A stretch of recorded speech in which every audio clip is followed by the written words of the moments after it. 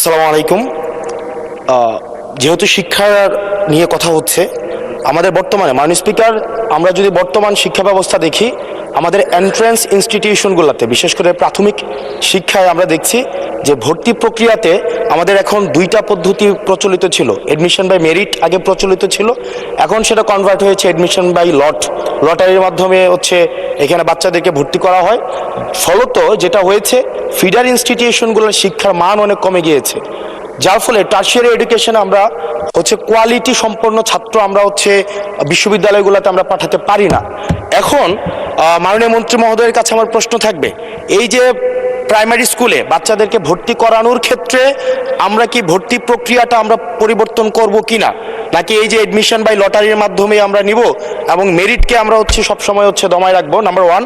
আর number two হচ্ছে, আমাদের বর্তমান শিক্ষা পদ্ধতিতে আমরা যদি দেখি, আমরা যারা পয়সা দিয়ে কিনতে পারে তারা হচ্ছে এখন ইংরেজি মাধ্যমটা কিনছে, যারা পয়সা দিয়ে ইংরেজি মাধ্যম কিনতে পারে না তারাই কেবল আপনি যেই শিক্ষা পদ্ধতি আমাদের জন্য জনজীবনের জন্য আপনি চালু করেছেন সেটা আমরা কিনছি, আর যারা সেটাও কিনতে পারে না তারা হচ্ছে মাদ্রাসা শিক্ষা পদ্ধতি কিনছে। আপনার কাছে প্রশ্ন, যে আমাদের বর্তমানে একটা দেশে এই তিনটা শিক্ষা পদ্ধতি যেটা অর্থনৈতিক অবস্থার উপরে নির্ভর করে চলে, এই তিনটা শিক্ষা পদ্ধতি জিয়ে রেখে আপনার কি মনে হয় যে আপনি একটা ইনক্লুসিভ শিক্ষা পদ্ধতি নিয়ে আমাদের দেশটাকে আগায় নিতে পারবেন? ধন্যবাদ।